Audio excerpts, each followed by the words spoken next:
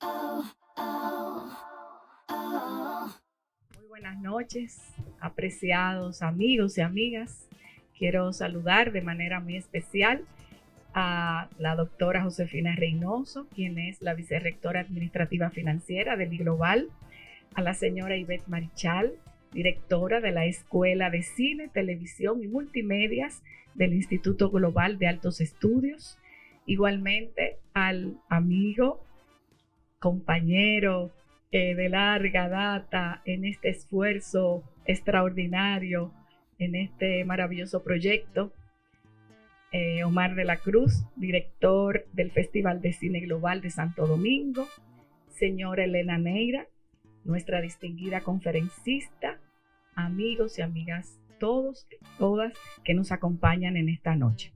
En nombre del Instituto Global de Altos Estudios de Ciencias Sociales y Humanidades, la Fundación Global Democracia y Desarrollo Funglode y el Instituto Global de Multimedia, nos complace darles la más cálida bienvenida y agradecerles la generosidad de su presencia esta noche en esta actividad, donde contaremos con la participación de la señora Elena Neira, especialista en comunicación audiovisual, y quien nos dictará la interesante conferencia Estado del Audiovisual tras la pandemia y la guerra del streaming, presente y perspectivas de futuro.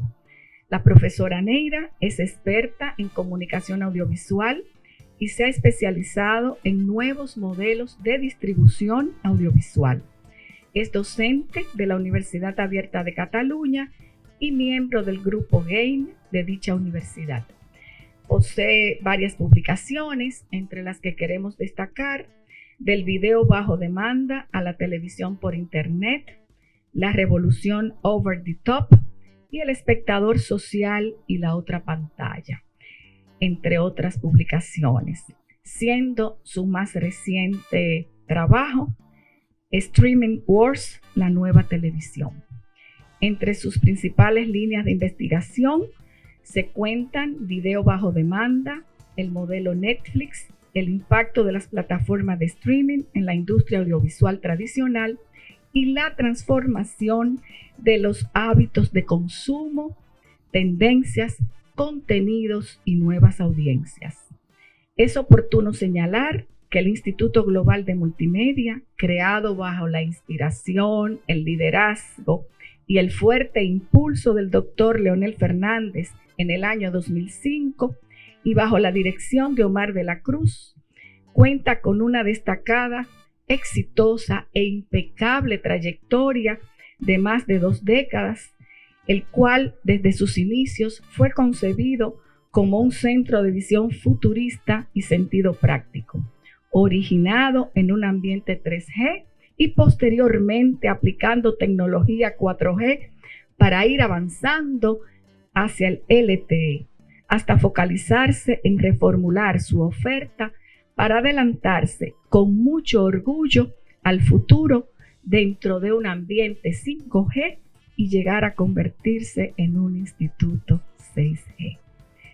En tal sentido, y con los avances en el campo de las tecnologías, podríamos decir que vivimos bajo un nuevo paradigma mediático, el cual se podría subdividir entre cross-media y transmedia. De hecho, ya podemos contar con el streaming, un contenido de medios que se nos presenta en formato grabado o en tiempo real para su consumo en nuestras computadoras, teléfonos celulares, tabletas y hasta en las mismas pantallas de televisión con el uso del Internet. Entre estos contenidos se destacan los podcasts, webcasts, películas, programas de televisión y videos musicales, entre otros tantos. De ahí, amables amigos, que el Global, comprometido con una visión centrada en la innovación, desde una perspectiva vanguardista y de futuro, se concentra en ofrecer una oferta formativa que responda a las necesidades sociales y productivas del país mediante la formación de profesionales y especialistas de alto nivel y con rigurosos criterios de excelencia. Por esta razón, nos sentimos muy honrados de poder contribuir al desarrollo de las competencias técnicas y teórico-metodológicas que actualmente se requieren en el pujante sector de la industria audiovisual dominicana.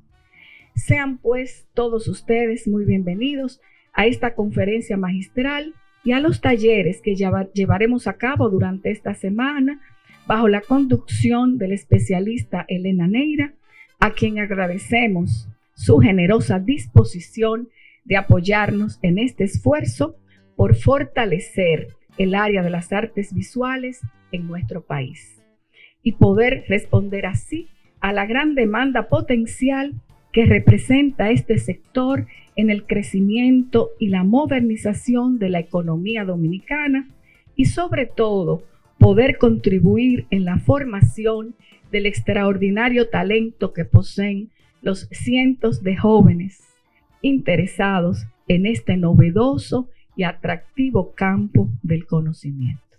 Sean pues bienvenidos todos ustedes y espero que podamos disfrutar de la excelente conferencia que nos dictará nuestra invitada especial, la doctora Elena Neira. Muchas gracias a todos.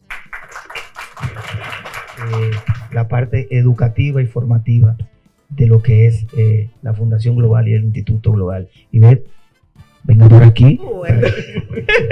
Buenas noches a todos, gracias por acompañarnos. Doña Mariana, quiero decir esto porque nunca lo he dicho. La doña, perdóname por esa parte. Mariana Vargas, directora general de cine. Yo nunca había dicho eso. Pues mira, te tocó decirlo, míralo ahí. Así que pongan la foto y las grabaciones, ya lo saben. Josefina y Josefina, no doñas, y Elena, y todos ustedes, gracias por acompañarnos en esta noche. Voy a ser muy breve porque realmente yo quería que para este anuncio que hacemos en el día de hoy tuviéramos una invitada de lujo y lo logramos. Gracias, Elena, por honrarnos con tu presencia y estamos muy entusiasmados de escucharte y aprender de ti. Así que muchísimas gracias por estar con nosotros. Y a todos ustedes decirles que efectivamente es un honor poder dirigir en esta etapa a la Escuela de Cine de El I-Global. Entonces, para mí va a ser un honor trabajar con estas dos damas y tenemos muchas cosas interesantes y que va a ser de provecho para todos nosotros a partir de este relanzamiento del IGM. Elena, no te hacemos esperar más. Acompáñanos, por favor. Lo primero, yo lo que quería era, desde luego, reiterar mi agradecimiento. Estoy absolutamente feliz que esto haya sido una excusa para poder visitar por primera vez el país. Estoy de verdad honrada por las atenciones, por el cariño, por el interés que demuestran viniendo a estas horas una tarde a escuchar a una persona de España a contarles, pues yo vengo aquí a contarles un cuento, básicamente, a contarles una historia, porque creo que para entender el audiovisual ahora hay que entender un poquito del pasado, para entender en qué punto estamos y probablemente para que entre todos podamos decidir hacia dónde se dirige el audiovisual, que está en una situación o terrorífica o prometedora, todo depende de a quién le preguntes. Yo creo que estamos en una situación de muchísimas oportunidades, pero es verdad que el sector tradicional, no nos vamos a engañar, el sector, y en el cine hay mucho sector tradicional, y en la televisión también está un poco nervioso. Pero sobre todo voy a explicarles de dónde venimos, es decir, cuál es la situación del audiovisual hasta donde la conocemos. Yo trabajé durante muchos años en una distribuidora cinematográfica, por tanto, creo que puedo decir que conozco el sector tradicional bastante bien. Y durante un montón de tiempo el cine vivió muy tranquilo y la televisión también, colocándolo todo en categorías, en cajones, todo estaba muy ordenado. Y realmente el contenido audiovisual lo definían una serie de cosas, lo definía el soporte, definía la manera en que se comercializaba, por supuesto una serie de atributos artísticos. Teníamos muy claro lo que era una película, que era una película en pantalla grande, y lo que era una TV movie, que era como una cosa de segunda categoría que se veía en la televisión y que no tenía demasiado interés artístico. También es verdad que el cine, sobre todo, tenía un ciclo de explotación muy amplio. Esto es una cosa que se inventó Hollywood para intentar sacar el mayor margen posible de la explotación cinematográfica, es decir, la película pasaba primero por las pantallas de cine, una vez había pasado por las pantallas de cine iba a estas cosas que se llamaban los videoclubs, en el que tú podías alquilar, luego podías comprar incluso las películas, luego se vendían a las televisiones de pago y luego se vendían a las televisiones en abierto. Así que con la broma, durante unos 30 meses, un mismo producto estaba generando beneficios y a todos nos iba muy bien, porque el productor y los propietarios de los derechos cobraban un dinerito cada vez que ese contenido se vendía a una de esas ventanas que se le llamaba en el audiovisual. Y también en este mundo perfecto del cine, ese cine que hacía tantísimo dinero, el arranque de una película era clave. Una película jamás se recuperaba de un mal debut en un estreno. Como una película fuese mal, se vendía mal y generaba pocos beneficios. Pero si la película iba bien, era como la gallina de los huevos de oro, seguía generando beneficios porque las televisiones pagaban mucho dinero por una película que hubiese funcionado muy bien en taquilla. Por tanto, todo estaba muy bien dividido. Había el proceso de creación, había el proceso de producción, que es la gente que pone el dinero para hacer una película y que eso sea posible, el distribuidor, que es el que se encarga de funcionar como un intermediario entre el productor y el exhibidor que es el propietario de la pantalla en la que se exhibe el producto. Y hasta ahí todo funcionaba razonablemente bien, pero ocurre que esas ventanas, ese ventaneo, esa exploración por etapas, si queremos llamarlo así, de repente empieza a tambalearse. Fundamentalmente porque cuando llega Internet, como tú decías, todo cambia. Y nuestras vidas han cambiado. Probablemente si yo pregunto cuántos de ustedes han ido al cine en el último mes, le voy a preguntar, ¿cuántos de ustedes han ido al cine en el último mes? ¿Cuántos de ustedes han visto una película en una plataforma de streaming en el último mes? Con lo cual esto es muy evidente que los hábitos de consumo han cambiado. Por tanto, las ventanas, ya antes incluso de la pandemia, tanto los productores como los creadores, como los propios distribuidores decían, las ventanas han dejado de ser realistas. No tiene demasiado sentido que Internet, que nos da un contenido inmediato, impida que una película esté disponible hasta que hayan pasado, en el mejor de los casos, entre un mes y medio y 3 meses en función de los distintos países. Esa situación de las ventanas en España, que era un poco un chiste, porque en España cuando una película se estrenaba en cines, esa película no podía estrenarse en alquiler, fuese físico o digital, hasta que habían pasado 4 meses de su exhibición por salas. 4 meses. ¿Y qué pasaba si la película no funcionaba? A ver, una pista. Una película iba mal. Imagínense, se estrena una película, primer fin de semana es un auténtico desastre y el exhibidor, que es el propietario de los cines, dice, oiga, mire, yo le devuelvo la película porque la película no está yendo nadie a verla, por tanto prefiero dejar espacio para otra película.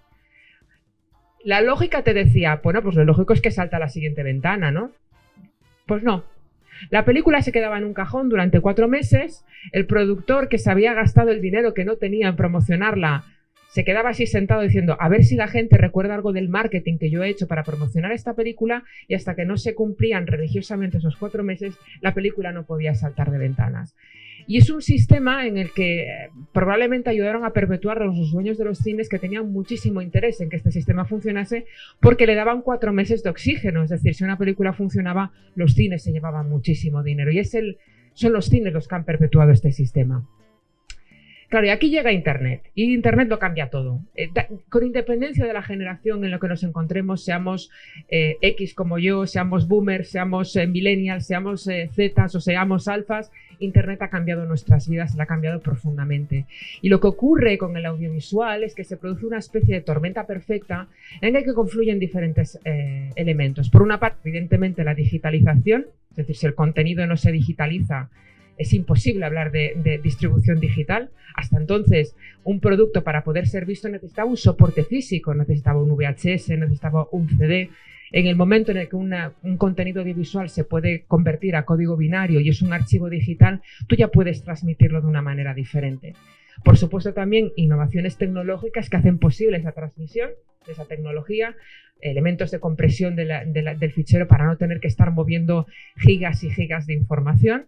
Por supuesto, también en Internet de alta velocidad, que es uno de los elementos que con mayor impacto ha afectado a la maduración del streaming en todo el mundo. Y es muy gracioso ver cuánto ha tardado en llegar la fibra y la fibra óptica y la Internet de alta velocidad con la consolidación del streaming, porque cuanto más ha tardado, como por ejemplo en los países del sur de Europa, más tarde ha llegado la revolución del streaming. Y por último, los cambios de hábitos de consumo, porque al final lo que acelera la innovación es que todos decidamos no usar SMS para comunicarnos y de repente pasarnos a WhatsApp. Claro, yo siempre pregunto, ¿y cuál es el factor que más ha influido en toda esta situación? Y realmente es un poco una pregunta trampa, porque sería casi como preguntar, a ver, ¿qué fue antes, si el huevo o la gallina? Pero yo creo que todo ha afectado a la situación en la que estamos ahora. Pero me quedo con una frase de un autor que se llama Alan Waugh, que ha escrito un libro fantástico que se llama Over the Top y que habla precisamente de la transformación, del impacto que Internet tuvo en el negocio televisivo tradicional. Y en una frase resume por qué el streaming ha colonizado todos los hogares. Y este señor dijo, una lección que nos ha enseñado la era digital es que la comodidad desbanca a la calidad. Porque esto fue un argumento que los exhibidores se arrogaron durante un montón de tiempo. Nadie va a reemplazar la experiencia de ir al cine y ver una pantalla grande por verla en el hogar. Ya, pero verla en tu hogar es mucho más cómodo. Y hace que el proceso sea mucho más sencillo. Y ya le sumamos el factor económico, entonces ya empiezas a manejar una serie de variables que hace que a lo mejor el ir al cine deje de tener ese valor que tenía antes y prefieras ver el contenido dentro de tu casa. Y estamos ante y yo apostillo aquí, creo que ya no tan nuevo paradigma. El paradigma ya lleva mucho tiempo cambiando, a pesar de que nos empeñamos en llamarle el nuevo paradigma o nuevas tecnologías, que de nuevas ya no tienen nada. ¿Y qué está ocurriendo, básicamente? Bueno, pues estamos en un momento apasionante porque estamos viviendo en primera persona cómo entretenimiento y tecnología se están transformando mutuamente. No sabemos cómo va a terminar todo esto, yo no lo sé. Todos tenemos la percepción de que el audiovisual está cambiando, de que cómo se producen contenidos está cambiando, cómo vemos contenidos está cambiando, pero no sabemos cómo va a ser esa estación de destino de este tren en el que estamos montados. Pero sí sabemos que han cambiado muchas cosas. Ha cambiado cómo vemos el contenido, eso es obvio. Ha cambiado el cuándo vemos el contenido. También ha cambiado dónde vemos el contenido. Y, por supuesto, el margen económico, que para los que se dedican a hacer cine saben perfectamente que los márgenes, esos márgenes de las ventanas, de la explotación por etapas, cada vez más son cosas del pasado. Y el problema principal es que la evolución ha seguido como una pisonadora, incluso antes de que las propias empresas tuviesen tiempo para decir cómo construimos un modelo que sea rentable. Y ahí vamos a llegar de si realmente este modelo del streaming, lo podemos comentar después en el turno de preguntas, consideramos que es un modelo rentable. Y claro, yo vengo aquí a hablar de guerras del streaming y vengo a hablar de las guerras del streaming, Streaming Wars. Luego os explicaré por qué se le llaman Streaming Wars y vamos a hablar del episodio 1. ¿Dónde empieza la guerra del streaming o las Streaming Wars? Bueno, pues el episodio 1 empieza con lo que se llama Una Nueva Esperanza. Bueno, en realidad es el episodio 4. Me encanta que haya más fans de Star Wars en la sala. Gracias.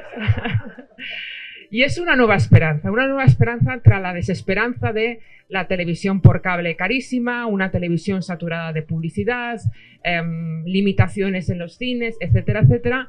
Y ahí tenemos a los amigos de Netflix, que vamos a llamarles una nueva esperanza porque al final a Netflix le podemos acusar de muchas cosas, pero Netflix fue el que inventó el modelo. Y lo de Netflix es curioso, es una historia muy curiosa porque estos señores, como tú bien decías, Omar, nacen como una compañía que enviaba DVDs a los hogares. Y es muy gracioso porque hay un libro escrito por uno de los cofundadores de Netflix que se llama Eso nunca funcionará, That Will Never Work, que fue, según Mark Rudolph, la respuesta que le dio su mujer cuando le pitcheó la idea de Netflix. Le dijo, tú estás tonto. ¿Quién va a querer recibir DVDs? Y la cuestión sucedió porque Reed Hastings, que es el otro fundador de Netflix, el actual CEO de la compañía, dice que devolvió tarde a Blockbuster un DVD de Apolo 13 y que le pusieron una multa. Y estas cosas que hacen los americanos, que cuando se sienten dolidos porque montan una empresa. Que me parece, entre las cosas que valoro mucho los americanos es que cuando tienen un problema, se sienten maltratados o tienen una necesidad no satisfecha, montan una empresa para solucionarlo. Y la historia de Netflix empieza como una historia analógica de videoclub. Incluso intentan hacer una alianza con Blockbuster para hacer una alianza estratégica para cubrir tanto el negocio físico como el digital. Blockbuster se ríe en su cara. Les ofrecieron comprar la compañía por 50 millones. 3 años después Blockbuster se declara en quiebra. Y en 2007 Netflix decide crear una nueva línea de negocio que es el streaming de contenidos. Oye, esto que estoy haciendo de, a cambio de una tarifa plana, permitir que la gente pida DVDs a sus casas, hacer exactamente lo mismo, pero que todo funcione a través de Internet. ¿Por qué? Pues porque se dieron cuenta de que tenían un problema, y es que el envío postal estaba aumentando de costes, lo cual iba a reducir sus márgenes, y las tecnologías de Internet en aquel momento de explosión de Silicon Valley pues eran muy prometedoras. Y montan una empresa que poco a poco va creciendo y se convierte en lo que actualmente es hoy en día Netflix, que es la televisión por Internet líder en el mundo. Está presente en todos esos países que veis en rojo. Actualmente tiene más de 220 millones de suscriptores en más de 190 países. Creedme que esto es mucho. Ahora, cuando veamos las cifras de la competencia, creedme que esto es mucho. Con lo cual, todos los titulares de que Netflix está en crisis, Netflix se acaba, Netflix está a años luz de cualquier otra plataforma de streaming. ¿Y cuál es la fórmula secreta de Netflix? Pues en el fondo es una fórmula muy simple. Es el Netflix and Chill, que seguramente lo habéis escuchado en muchas ocasiones, que es hacerlo accesible, atractivo y asequible. ¿Qué hizo Netflix? Eliminar todas aquellas cosas que no gustaban de la televisión. ¿A quién le gustaba la publicidad en televisión? ¿A quién le gustaba tener que esperarse para que te empezase tu programa favorito? Elimina eso de la ecuación. ¿A quién le gustaba esperar el siguiente capítulo de su serie favorita? Pues ya está. Modelo de éxito. Es más, cuando a Reed Hastings empezó a ir a las majors para pedirles sus series, para licenciarlas para su plataforma, los de las majors decían, pero este tío está loco, pero si la gente está pirateándolo todo, ¿cómo se le ocurre montar un negocio de streaming de contenidos? Nadie va a querer pagar por esto. Y él decía, si lo hacemos más fácil que piratear, la gente pagará.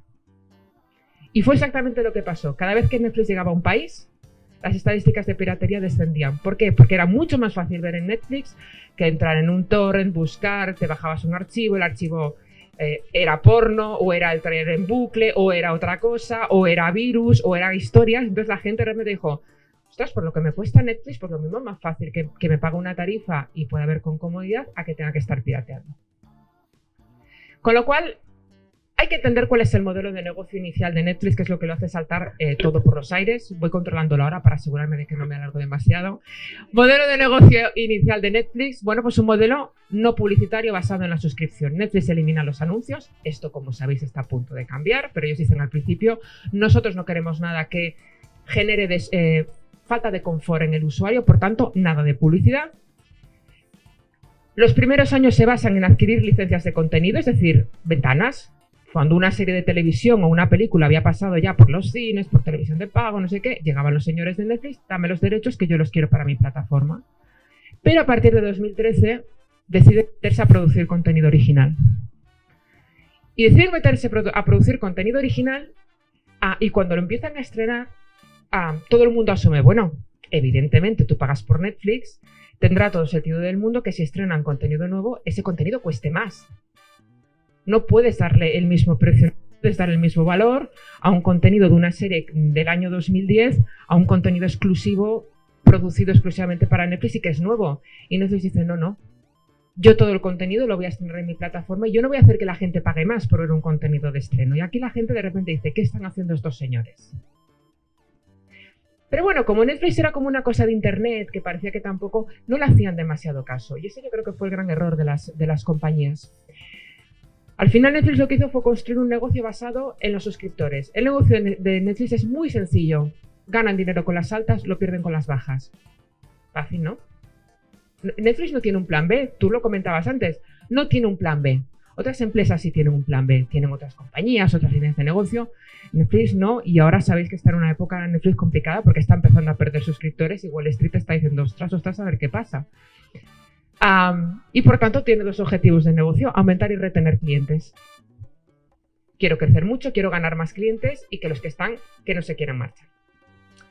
De ahí que el contenido para ellos necesariamente no tiene por qué ser bueno o malo, lo que tiene que ser es visto.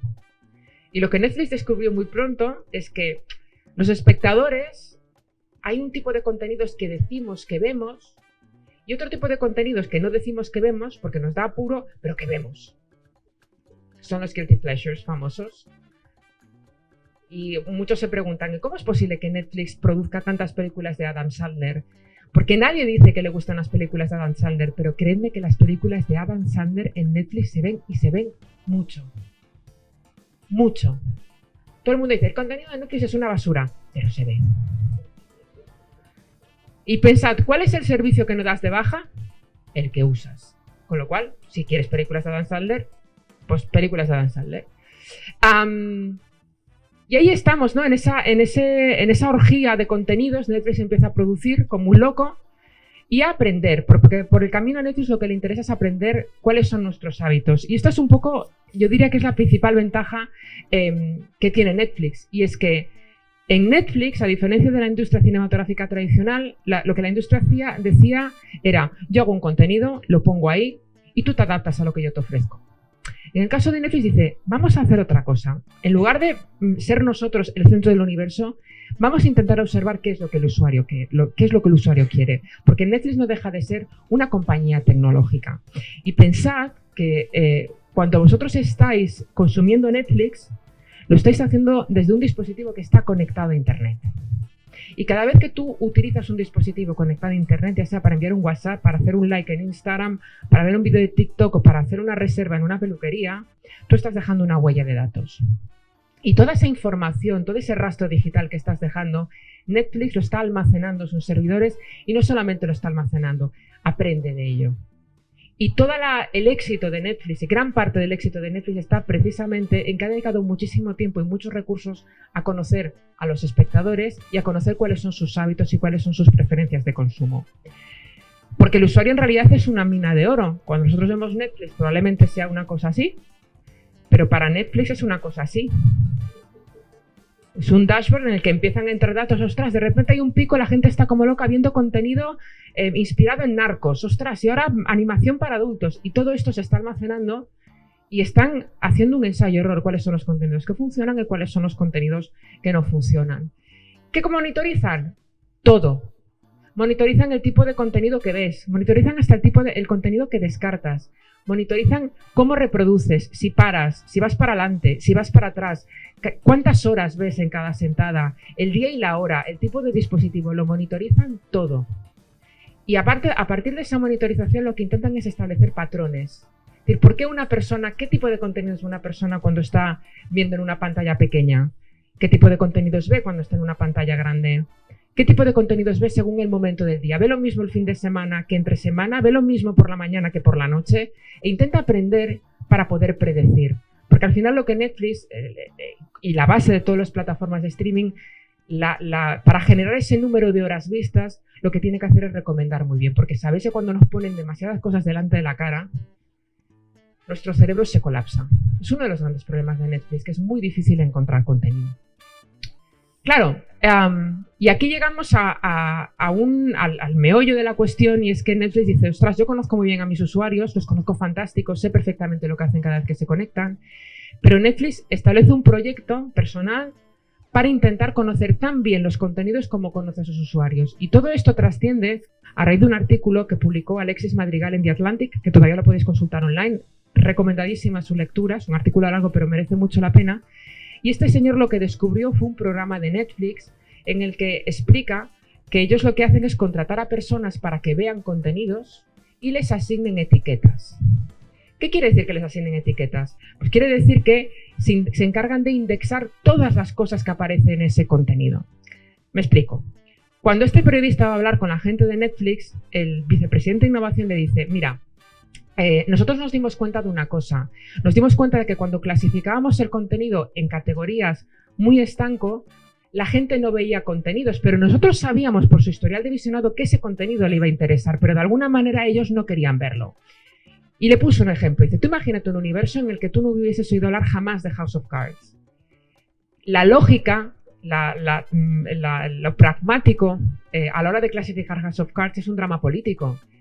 Y si a ti no te gustan los dramas políticos, jamás le vas a dar a reproducir en House of Cards porque a ti los dramas políticos no te interesan. Pero Netflix sabe, por ejemplo, que a ti te gustan las ficciones protagonizadas por mujeres empoderadas. Y sabe que en House of Cards hay una mujer empoderada, con unas tramas muy interesantes. Por tanto, Netflix te lo va a poner recomendado como drama protagonizado por un sólido personaje femenino. Y automáticamente tu percepción del programa cambia.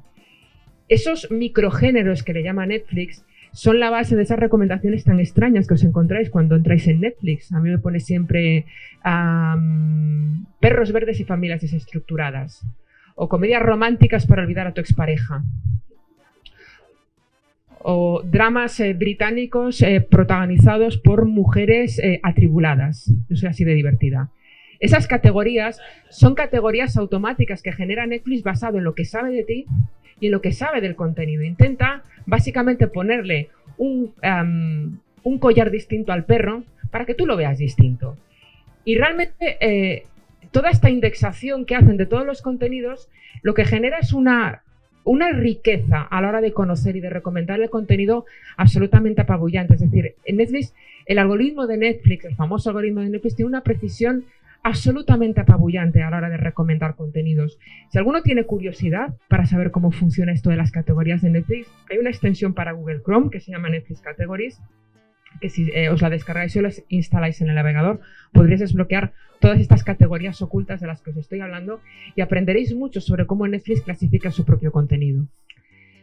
Y hace un ejercicio muy similar con las imágenes. No sé si os habéis dado cuenta que en Netflix las imágenes de la interfaz están cambiando constantemente, porque están haciendo exactamente lo mismo. ¿Ante qué reacciona esta persona? ¿Ante fotos corales? ¿Ante protagonistas masculinos? ¿Ante protagonistas femeninos? ¿Le gustan las cosas tipográficas? ¿Le gustan los colores alegres? ¿Los colores tenues? Y en función de eso te está probando a ver a qué reaccionas. Pues es que en el fondo es que son unos genios. Luego han hecho con muchas cosas mal, pero los señores de Netflix son unos genios. Y lo que están constantemente es observándonos para intentar crear la interfaz perfecta. Así como pensad, cuando tú ibas al cine, tú tenías unos pósters de unas películas que no cambiaban. En un canal de televisión tenías las imágenes de los programas. En Netflix la sensación cada vez que entras es de que siempre hay cosas nuevas. Es lo mismo, pero cambian las imágenes. Y es un truco para que tú tengas la sensación de que siempre hay cosas, algo nuevo y algo excitante que ver. Y ese es el gran problema que tiene Netflix. Netflix tiene un problema de demasiado contenido. Y nuestro cerebro somos pésimos tomando decisiones. De hecho, está tipificado, los psicólogos lo llaman fatiga de decisión. Cuando estamos enfrentados a una elección tan amplia, nuestro cerebro se colapsa. Y en Netflix incluso han establecido cuánto tiempo tarda una persona en colapsar. 1 minuto y medio. Si en 1 minuto y medio entras en Netflix y no has encontrado algo que ver, lo más probable es que acabes yéndote a YouTube, porque acabas corriendo como un pollo sin cabeza por la aplicación y no encuentras nada. Y te parece que no hay nada y te cabreas. Es que en Netflix no hay nada. No, es que estás fatigado en tus decisiones. Hay algunos trucos y luego, si queréis en el turno de preguntas, os explico algunos trucos para evitar que estas cosas con Netflix nos pasen. Y luego ya para rizar el rizo, los señores de Netflix hacen una cosa que supone una evolución con respecto a lo que pasaba con el cine y lo que pasaba en la televisión, que tradicionalmente a nosotros nos clasificaban pues demográficamente, hombres, mujeres, edad, nivel de instrucción, clase social. A Netflix le toca un pie. Si eres mujer, si eres hombre y si tienes 13 años, lo que le interesa es lo que te gusta. Es la única información que almacenan. O sea, ellos clasifican a la audiencia en función de lo que ellos llaman comunidades de gustos. A esta persona le gustan los dramas, las películas de terror y las de ciencias de ficción protagonizadas por robots. Una comunidad de gustos. A esta otra persona le gustan los documentales sobre ciencia, los true crime de psicópatas y las comedias románticas. Otra comunidad de gustos. Y eso es lo que permite crear comunidades globales. Porque en el momento en el que eliminas el ámbito geográfico de la ecuación, en el momento en el que eliminas dónde está la persona ubicada y únicamente atiendes a lo que le gusta, tú puedes empezar a recomendar para todo el mundo. Y eso es la base de los famosos fenómenos globales de Netflix.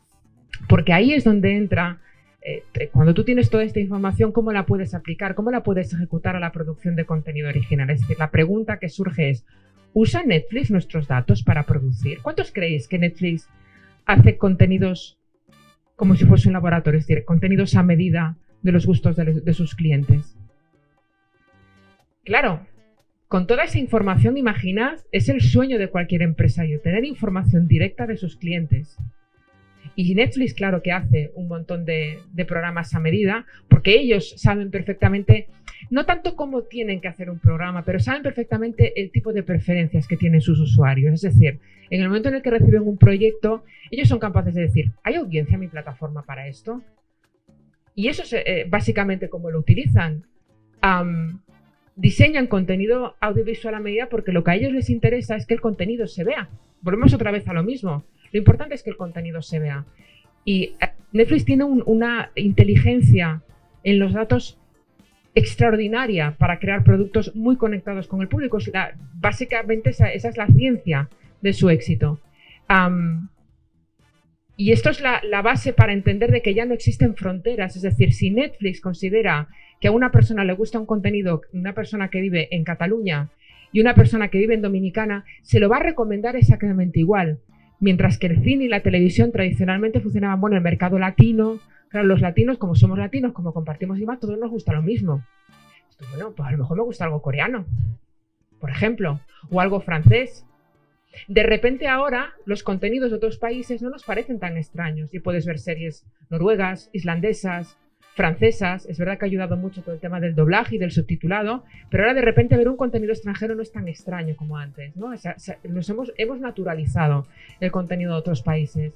Por eso siempre que content is king and distribution is king con, y el mejor ejemplo lo tenemos en La Casa de Papel. La Casa de Papel es una serie de televisión española que pasa por la cadena con más pena que gloria, creedme. No fue una gran serie y de repente entra en Netflix y aquello se convierte en un fenómeno sin precedentes.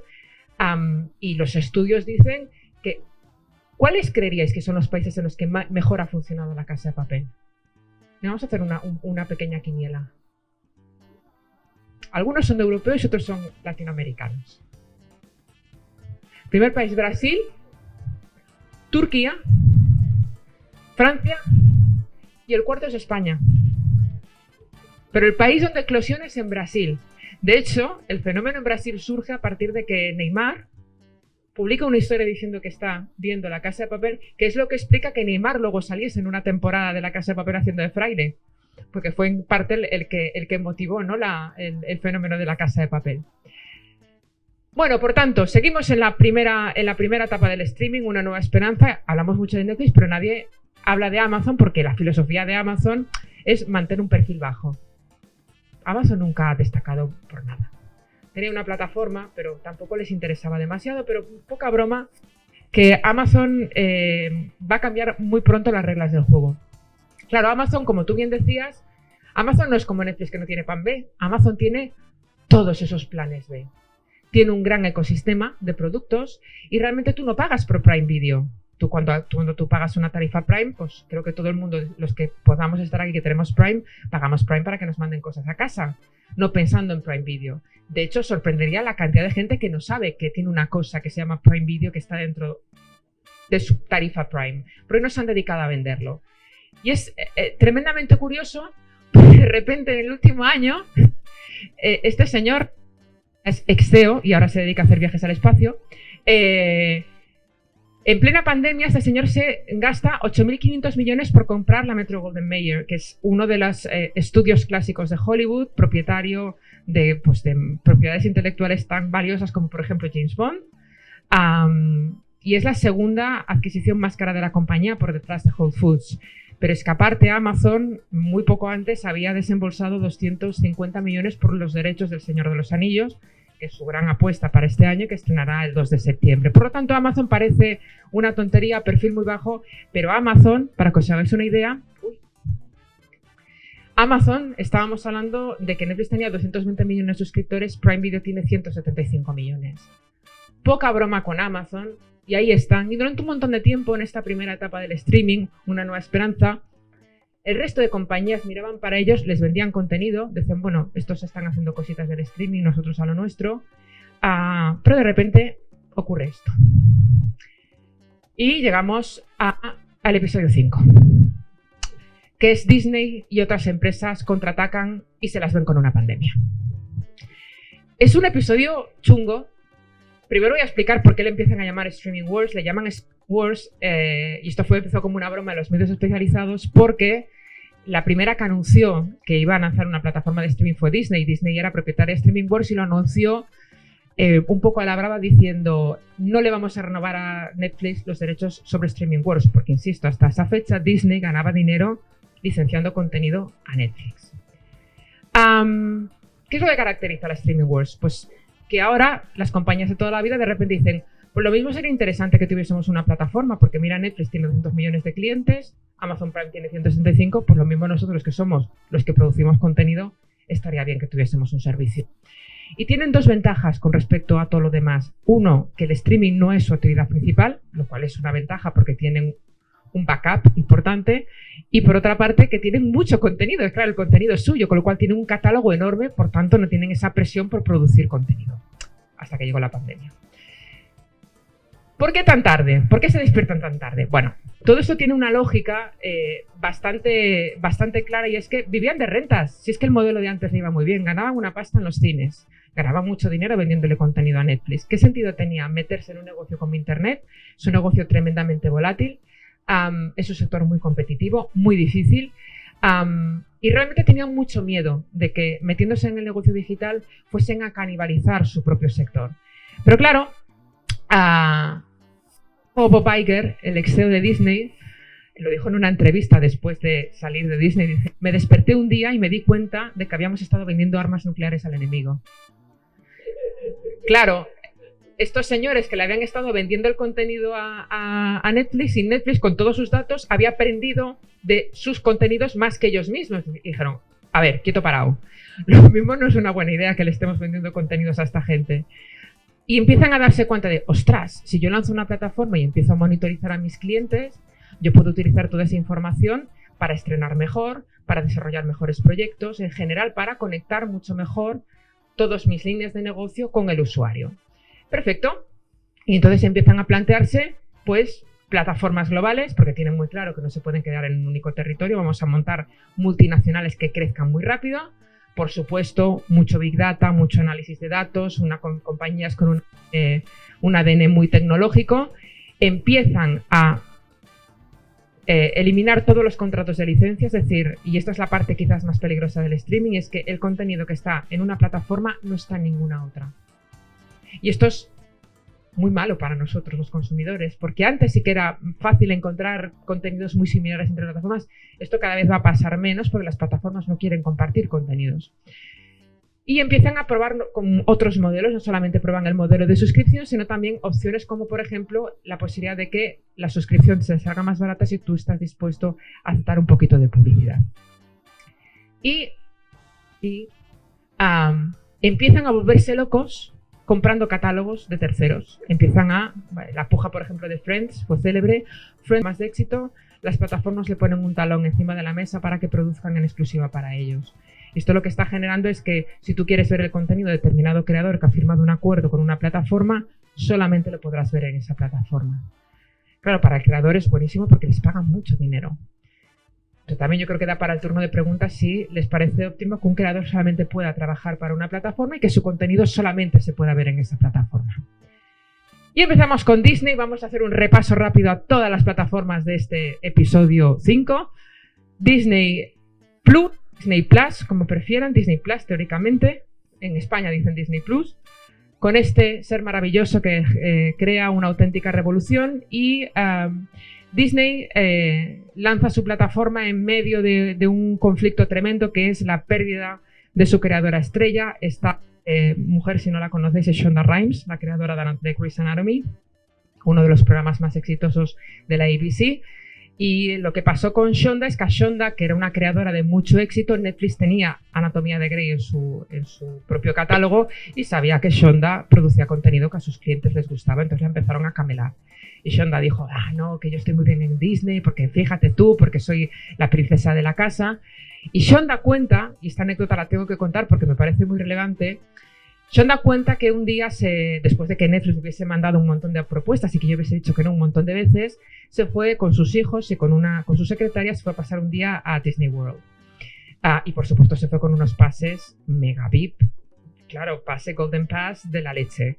A última hora dijo, lo mismo sería ideal, como eran niños pequeños, que fuésemos con una persona más, y se fueron una persona más que no tenía pase. Entonces lo que dijo ella, tranquila, llamo yo a Disney, que yo soy Shonda Rhimes. Entonces llamó a un ejecutivo y le dijo, mira, oye, que estoy aquí en la puerta de Disney World, era para saber si me podías dar otro pase. Y dicen que el ejecutivo le contestó, ¿es que no has tenido suficiente? Esto lo ha contado ella, ¿eh? Esto está en una entrevista de Hollywood Report. Dice que se ofendió tanto que colgó el teléfono y lo siguiente que hizo fue llamar a Ted Sarandos para decirle: Ted, llama a los abogados que me voy. Y eso a Disney le pareció fatal, lo puedo entender, que Shonda se fuese. Entonces Disney tardó muy poco tiempo en decir: oye, mira, ¿sabes qué va a pasar? Que no te voy a volver a renovar ninguna licencia de contenido y aparte voy a lanzar una plataforma propia que va a ser más barata que la tuya, con todo mi contenido. ¿Qué tal? ¿Qué te parece? Y entonces Netflix se empieza a preocupar. Se preocupa todavía más cuando 4 meses después dice que compra Fox, 20th Century Fox. Compra otra major y de repente se convierte en un mega estudio con las propiedades intelectuales más valiosas en el mercado, como por ejemplo X-Men, Deadpool, Los Cuatro Fantásticos, y aparte se queda con un canal premium que es FX. Claro, Disney se hace muy grande y su planteamiento inicial era hacer una plataforma, lo que yo llamo la plataforma de las 3 Fs, Frikis, Fans y Familias, que es muy de identificar porque la magia de Disney es que Disney puede comunicar con 5 logos su oferta. Y esa era la oferta inicial. Era una cosa muy modesta, planteaban un proyecto, como dijo Bob Iger, nosotros vamos a correr antes que a volar. Es decir, querían hacer una cosa nada disruptiva, todo muy tranquilo, sin volverse locos. 25 series originales al año, es decir, que tampoco se iban a perder los papeles por producir contenido original, meter ahí todo su catálogo. Pero claro, pasa una pandemia. Claro, y cuando viene la pandemia, donde dijeron prudencia, digo, a toda máquina con el digital, porque evidentemente la pandemia les obliga a hacer un cambio de planes. Disney, que vivía del cine y de los parques temáticos, con lo cual dicen: ostras, ¿qué tenemos? Menos mal que tenían Disney Plus. Pensadlo bien, ¿qué le hubiese pasado a Disney si no hubiese tenido plataforma? Disney Plus sale al mercado en 2019, noviembre de 2019. La pandemia, marzo de 2020. O sea, yo creo que los ejecutivos diciendo: menos mal que tenemos esto para salvar los muebles. Y el espectador estaba en su casa. Y entonces Disney dijo: bueno, pues tendremos que cambiar los planes. En lugar de empezar a ser así muy cautos, vamos a ver cuántas propiedades intelectuales tenemos. Todas estas. Venga, hacer series originales de todo. A lo loco. Y os habéis dado cuenta de que de repente Disney Plus está empezando a sacar series originales, pero como si no hubiese un mañana. Venga a producir contenido original. Y empiezan los experimentos con el cine. ¿Os acordáis los exhibidores que decían nada de coger las películas y saltarse los plazos y no sé qué? No, de repente, bueno, Disney dice: bueno, yo me salto alguna ventana, corto algún plazo, estreno tal. El verdadero experimento llega en septiembre, con Mulan. Y entonces, claro, todos pensábamos, bueno, en septiembre, todos pensábamos que en septiembre de 2020 la pandemia ya era como después de verano, ya está. Y nadie estrenó nada. Pero de repente llega septiembre, los señores de Disney ya habían hecho la campaña de marketing de Mulan y dicen: nosotros la tenemos que estrenar. ¿Y qué se inventan? Una que se llama Premier Access. ¿Qué es Premier Access? Que tú puedes ver la película en tu casa pagando $23. Claro, los cines montan en cólera. Pero bueno, montan en cólera en silencio porque es que estaban cerrados. De todo el poder de negociación que tenían los cines para decir: no, ni se te ocurra, el cine estaba cerrado. Y de repente todos pensamos: bueno, pues a partir de ahora Disney va a estrenar sus películas en plataforma cobrando un pastizal. Pero llega diciembre y estrena Soul directamente en Disney Plus. Y todo el mundo dice: ¿pero aquí qué pasa? Una peli de Pixar que es como una institución en Disney. Y empezamos a aprender un poco los papeles. Y sigue con Luca, también directa a Disney Plus. Entonces la gente no entiende nada. La gente de Pixar, de hecho, se cabrea un montón. Porque dicen en Pixar: ¿cómo puede ser que ni siquiera cobren un plus? Por las otras películas están cobrando un plus y por nosotros no, con lo que hemos sido, que ha sido Pixar. Luego, Turning Red, que era la película esta del panda rojo, que es una auténtica delicia, que se comprometen a estrenarla en cines y resulta que dicen que no, que va directa a Disney Plus. Pero esto es otra cosa que me encanta: gracias a todos los fans alrededor del mundo que han abrazado su panda interior y han hecho que Turning Red de Disney y Pixar sea la premier número 1 en Disney en todo el mundo. ¿Vosotros veis algún dato ahí? ¿Alguno? ¿A que no? Esto es fantástico, porque aquí cada uno vende el éxito como quiera. Uy. Señores de Disney los dejamos ahí peleándose con sus estrenos. Y llegan los señores de Apple. Y Apple dice: oye, que yo también quiero lanzar una plataforma. Y dice, ¿pero tiene sentido que Apple, que estos señores venden móviles y tal? Y dice, hombre, es que tenemos 900 millones de dispositivos en todo el mundo. Lo mismo tiene sentido que lancemos un servicio de streaming, porque la gente tiene que comprar móviles. Si le regalamos una aplicación con ver series, pues igual cuando se quieran renovar el móvil, le compran un iPhone también. Bueno, pues es una propuesta un tanto extraña. Lo que hacen es únicamente tener contenido original o contenido adquirido en exclusiva. Y es baratita, $4,99 al mes. Te dan 3 meses gratis si te compras un dispositivo Apple, con lo cual ya vemos ahí el truquillo, y 7 días de prueba gratis. ¿Qué ventaja tienen? Pues que hay muchos dispositivos Apple en el mercado y con una actualización del sistema operativo, de repente te apareció un icono que ponía Apple TV. Uy, ¿esto qué es? Ya está. Y Apple es verdad que es... casi los expertos están diciendo que es como la heredera de HBO, porque está apostando mucho por la televisión de calidad, por el contenido muy cuidado.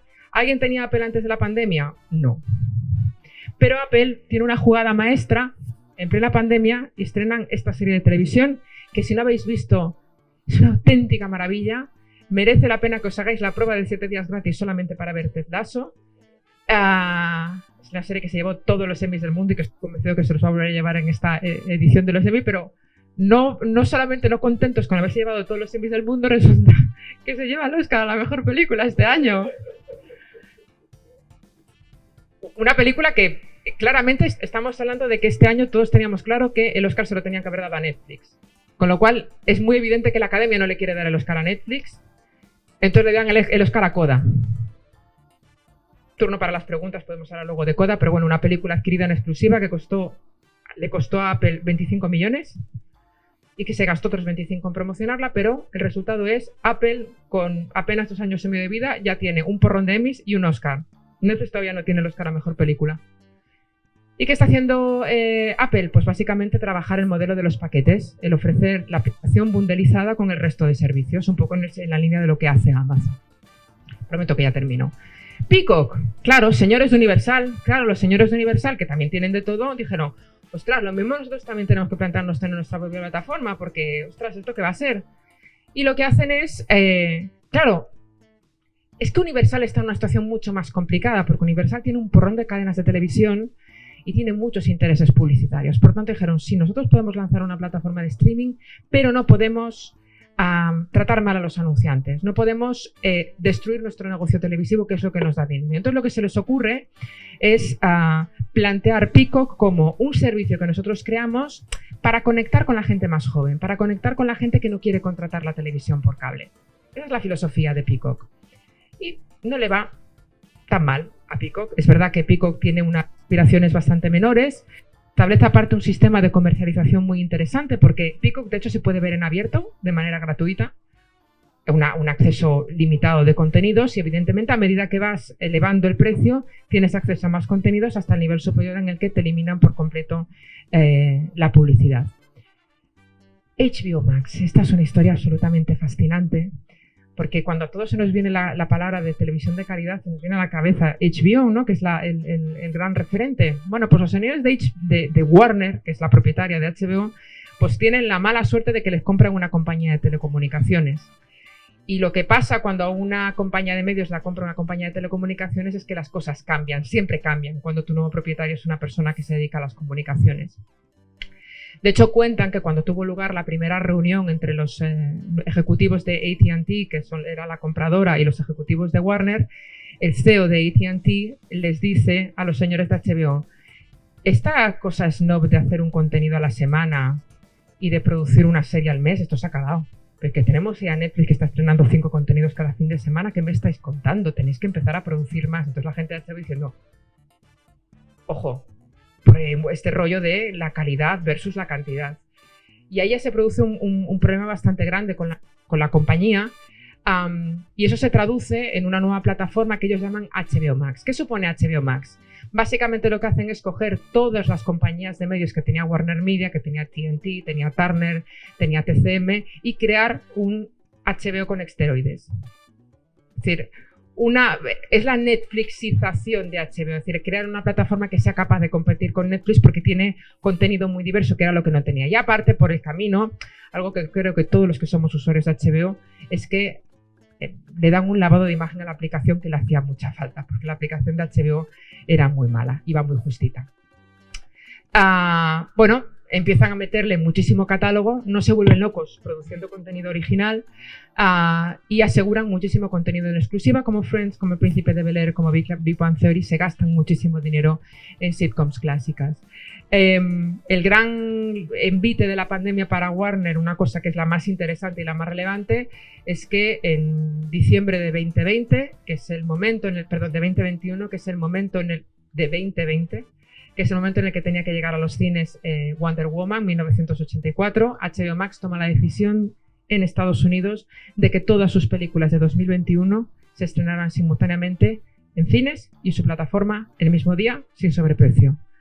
Y eso genera imaginaos, si a los cines les había parecido mal que estrenasen Mulan directamente en plataformas, no os quiero contar lo que supuso que Warner dijese que se estrenaban el mismo día en cines y en plataformas, lo cual tenía mucha lógica, porque si estaba todo cerrado y no estaban ganando dinero con los cines, dijeron, pues por lo menos capitalizar algo de esos estrenos para que la gente venga a nuestra plataforma. Pero es que estamos hablando de que Dune se estrenó el mismo día en plataforma y en cines, Wonder Woman se estrenó el mismo día, Godzilla contra King Kong se estrenó el mismo día. Es decir, todo esto generó para los cines una situación muy extraña.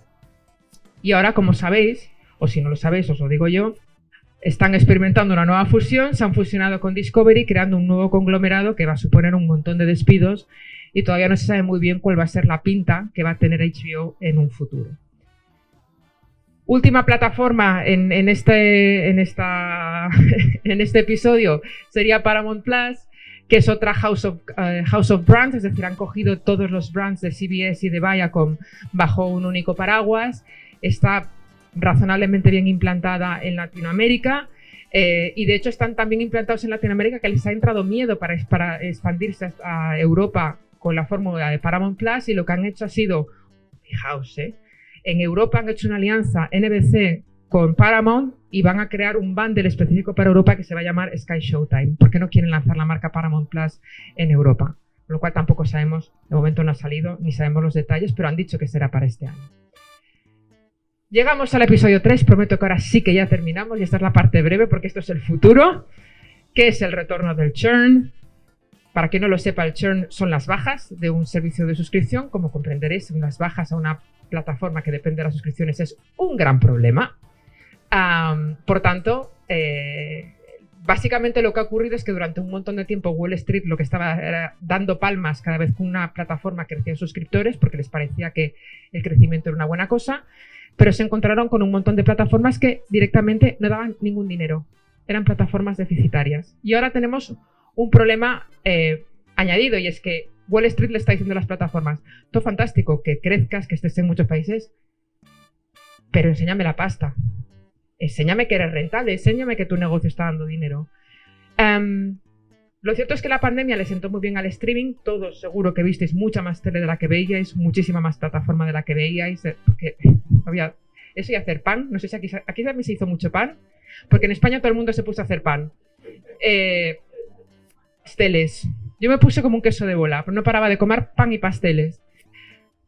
Y es verdad, pues el crecimiento de consumo, pues todas las plataformas mejoraron muchísimo sus cifras, las ventanas se flexibilizaron porque los cines no tuvieron más remedio que aceptar que los plazos tenían que ser más cortos y todo parecía ir muy bien hasta que llega la señora inflación y empieza a generar un problema muy bestia porque de repente los hogares se empiezan a decir, ostras, lo mismo no debería estar pagando tantas plataformas de streaming porque a lo tonto, decíamos que era más barato que la televisión de pago, pero si sumas todas las plataformas es un dinerito que se va todos los meses. Aparte en Europa tenemos un problema añadido que probablemente aquí lo notéis muy, muy de refilón, pero es la guerra en Ucrania. Y la guerra de Ucrania es muy importante para el negocio del streaming porque los países con mayor tasa de crecimiento, mayor proyección de tasa de crecimiento, eran precisamente los países de Europa del Este, que ahora están por proteger su integridad física y no están por andar contratando plataformas de streaming. ¿Cómo está Netflix? Bueno, pues está mal. Netflix está mal. Tiene un año que consigue, el año de la pandemia, consigue superar la barrera de los 200 millones de clientes y registra su segunda caída de suscriptores en el primer trimestre de 2022 y ha perdido casi 1 millón en el segundo trimestre. Ha tenido una pérdida bestial de confianza en los inversores, el valor de las acciones de Netflix han desplomado y ya ha anunciado que saben que van a crecer mucho menos y como medida de corrección, algo que me imagino que ya sabéis, que va a empezar a poner limitaciones a las cuentas compartidas o la obligación de tener que pagar por si quieres compartir la cuenta con otra persona. También ha anunciado el lanzamiento de una versión más barata con publicidad y a ese efecto ha cerrado un acuerdo con Microsoft. ¿Qué le pasa a Disney? Bueno, pues que Disney también el crecimiento se empieza a apalancar. Disney contaba con que iba a tener unos 220 millones de suscriptores en 2024 y ya ha dicho que eso no va a ser posible. Ha llevado a cabo un lanzamiento en países en 45 nuevos territorios. También va a lanzar una versión con publicidad y ahora tiene un problema muy grande porque un tercio de los suscriptores de Disney Plus entraban directamente por un paquete, un bundle que ellos tienen con una compañía india que se llama Hotstar. Y ese bundle básicamente dependía de la liga de cricket. Como sabéis, el cricket es el deporte nacional en la India. Bueno, pues resulta que Disney no ha conseguido los derechos digitales para la liga de cricket, con lo cual asume que toda la gente que tenía contratado ese paquete va a darse de baja para darse de alta en la competencia. Por tanto, se estima que un tercio de los clientes de Disney, en la próxima declaración de resultados, que es ya, probablemente los haya perdido. HBO Max. Bueno, pues HBO Max lo que ya ha dicho es que va a paralizar la producción, porque donde ellos querían consolidarse eran los territorios de Europa del Este. HBO Max tuvo un problema muy bestia en Europa y es que a alguien en la compañía le pareció una buena idea renovar los derechos de licencia con Sky. Y eso lo que le impidió a HBO Max es desembarcar en los territorios clave: Reino Unido, Francia, Italia y Alemania. Sin esos territorios, su vía de expansión eran los territorios de Europa del Este. Europa del Este está como está, por tanto no podrá ser. Y lo que ya han dicho es que no van a parar la producción, que habían anunciado que iban a producir un montón de originales, han dicho que para lo Paul. De entrada, la ventana de exclusividad de los 45 días la van a mantener y sobre todo hay mucho conflicto interno porque ya se auguran muchísimos despidos con esta gran fusión con Discovery, porque evidentemente se van a duplicar muchísimas posiciones dentro de ambas compañías. En forma express he resumido cómo está el negocio del streaming. Creo que ahora hablar de perspectivas de futuro puede competir en el turno de preguntas. Gracias por la atención y yo planteo estos 4 retos, los voy a dejar aquí fijos si te parece, porque estos me parecen los retos más importantes del streaming en un futuro y muchísimas gracias por la atención.